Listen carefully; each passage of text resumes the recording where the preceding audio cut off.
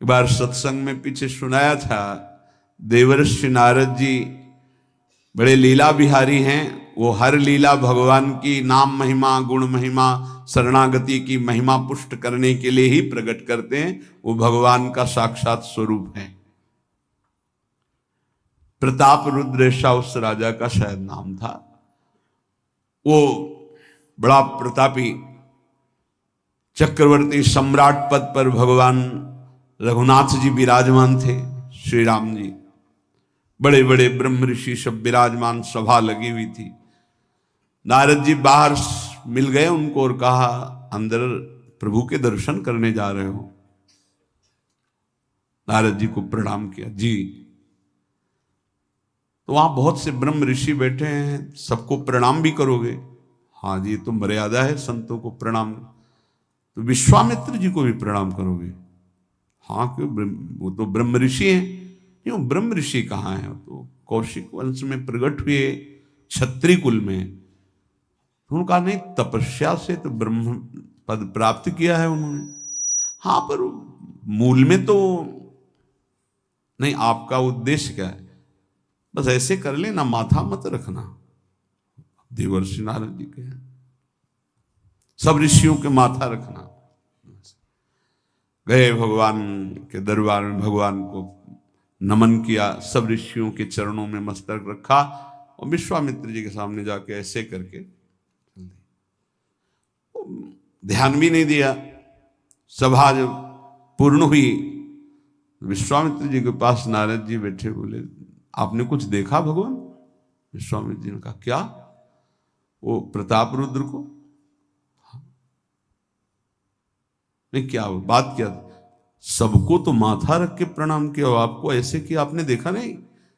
वाह, हाँ ऐसे तो किया, ये तो देखा, हमारा ध्यान नहीं गया, इस पर कोई विशेष बात है? बोले हाँ, वो कह रहे थे कि मूल में तो क्षत्रिय ही है ना, ब्रह्म ऋषि तो बाद में तपस्या से, उसकी इतनी हिम्मत, मतलब एकदम अग्नि प्रज्वलित कर दी। हमारा दंड तो मिलना ही चाहिए। देवर्षि नारद, आप जैसे ब्रह्म ऋषि के साथ ऐसा वर्त उसको उधर सिखाया था और इधर ऐसे आवेश में खड़े हुए कहा, रघुनाथ आपके दरबार में हमारा अपमान हुआ। भगवान, आपका अपमान कौन? प्रताप। वो जब चले गए, आपका आदेश क्या है? शाम तक उसका मस्तक हमारे चरणों में होना चाहिए।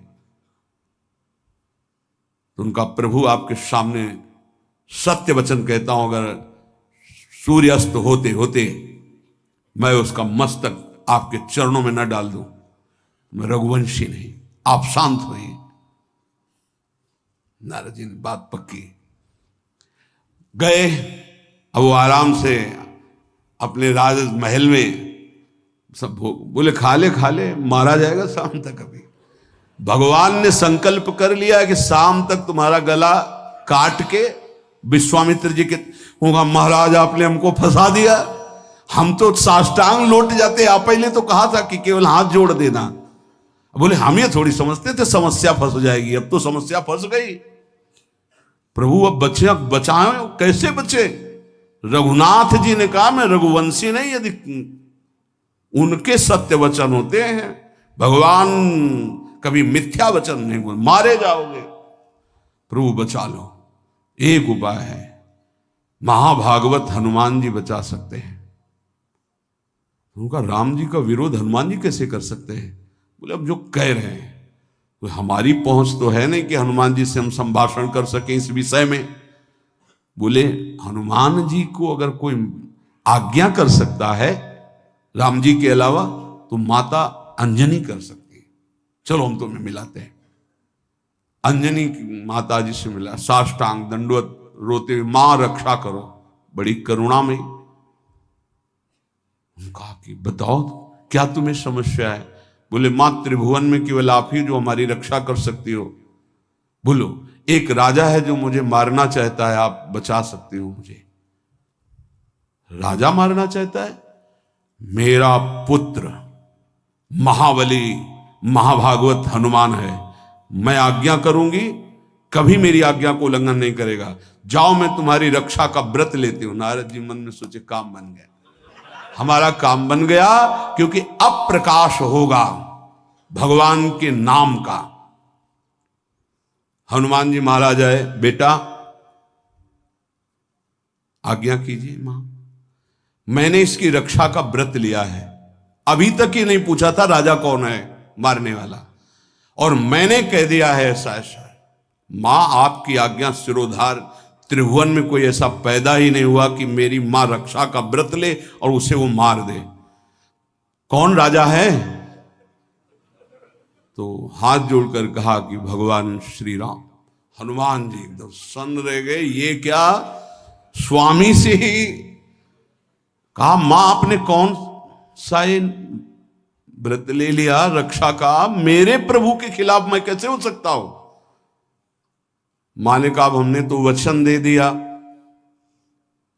हनुमान जी ने कहा फिर बुद्धियों जितनी बुद्धियां हैं वो सब सरस्वती जी, सरस्वती भी जिनकी द्वारा प्रेरित हैं वो भगवान, और भगवान जिनकी बुद्धि में बैठे रहते हैं उनसे बड़ा बुद्धिमान कौन हो सकता है।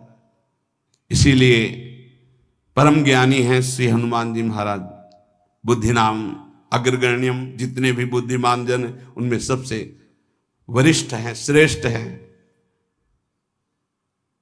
हनुमान जी महाराज बोले चल तू एकांत चल। एकांत में ले गए और बैठ, थोड़ा ही समय रह गया संध्या का, अब तेरी श्वास में जहां भी रुकेगा नाम वहीं तेरा गला कटा, बिल्कुल पक्का। बस सीताराम सीताराम सीताराम, ये क्रम न टूटने पावे, तो ऐसा शुरू कर। अगर तेरे नाम में त्रुटि हुई, अंतराय पड़ा, उसी समय भगवान का अमोघ बाण काट सकता है, अन्यथा नहीं। तू चिंता मत कर, बैठ जा। वो बैठे, सीताराम सीताराम सीता। हनुमान जी महाराज करताल उठाए, आसपास नृत्य कर रहे। भगवान ने अमोघ बाण संधान किया, वो बाण आया और हनुमान जी जहां घूम रहे थे ऐसे परिक्रमा की वापस चला गया।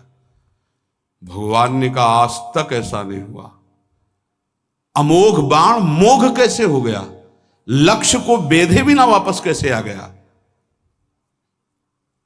दूसरा बाण भगवान ने संधान नहीं किया। है क्या, कौन है त्रिभुवन में ऐसा जिसको बाण बिना बेधे वापस चला गया। लक्ष्मण जी से कहा कि जहां प्रताप रुद्र वहां तुरंत जाइए और देखिए बात क्या है, उसके गले को क्यों नहीं अमोघ बाण ने छेदन किया। गए, सर्वज्ञ हैं।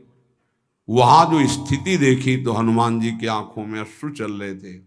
नाम संकीर्तन घूम घूम के, और वो आंख मूंदे बस सीताराम सीताराम। परम प्रेमी लक्ष्मण जी भी तालियां बजाकर शुरू कर दिया, सीताराम सीताराम। राम जी ने विचार किया कि बाण तो वापस आ गया, लक्ष्मण जी वापस ही नहीं आए, सूचना ही नहीं। और विश्वामित्र जी कह रहे हैं तो आपने प्रण लिया था कि संध्या होते होते। भगवान ने कहा कि आप धैर्य धारण कीजिए गुरुदेव, मैं स्वयं जाता हूं। जब कहा कि मैं स्वयं जाता हूं तो बोले मैं भी स्वयं चलूंगा, देखूंगा तुम निर्णय क्या करते हो। पूरी ब्रह्म ऋषियों की समाज साथ में, नारद जी बीड़ा लिए आगे कि प्रभु हम भी देखेंगे, और सब कुछ रचा इनका है, बड़ा विचित्र खेल है इनका। महाराज जी ही गए तो देखा वो सीताराम सीताराम सीताराम। हनुमान जी महाराज सीताराम सीताराम कीर्तन कर, लक्ष्मण जी कीर्तन। भगवान ने कहा अब समझ में आया, जिसके गले में नाम निरंतर चल रहा है मेरा अमोघ बाण भी छेदन नहीं कर। जो भगवान यहां कह रहे मेरा दिव्य सुदर्शन चक्र भी छेदन नहीं कर। भगवान ने कहा गुरुदेव आपने आज्ञा करी थी कि इसका शीश आना, आपने ये नहीं कहा था कि काट कर आना चाहिए, उसको रखो मस्तक। विश्वामित्र जी प्रसन्न हो गए। नारद जी ने कहा प्रभु इसमें न प्रताप रुद्र का दोष है न ब्रह्म ऋषि विश्वामित्र जी का।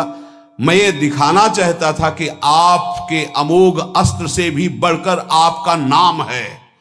आपके अमोघ अस्त्र को कोई अगर तो नाम आपका है। भगवान ने यहां जो कहा कि मेरा सुदर्शन चक्र भी उस गले को नहीं काट सकता जिससे नाम चलता है। विश्वास कीजिए, भगवान की ऐसी लीलाएं होती हैं जिनको माया ऐसे प्रस्तुत करती है कि आपको अविश्वास हो जाए, पर ऐसा नहीं। उसमें गूढ़ रहस्य होते हैं, भगवान के दिव्य विधान होते हैं। हम मायाकृत बुद्धि वाले उस विधानों को नहीं समझते। नाम जापक एक अमोघ शक्ति वाला हो जाता है। आप अभी 4 दिन नाम जप किए, विपत्ति पापाचरण के कारण कोई प्रेरित होकर आ गई, माया ने कोई नाटक रच दिया, आपकी श्रद्धा खत्म हो गई। अरे युद्ध है, कभी विपक्ष से भी बाण आकर शरीर को घायल करता है तो सूरवीर पीठ दिखा के थोड़ी भागता है। ऐसे ही भजन के मार्ग में उतरा जाता है, चाहे जितनी विपत्तियां आए, अब नाम नहीं छूटेगा तो विपत्तियों का कोई प्रभाव आप पर नहीं पड़ेगा। हरि स्मृति सर्व विपद विमोक्षणम, भगवान व्यास देव जी कह रहे हैं।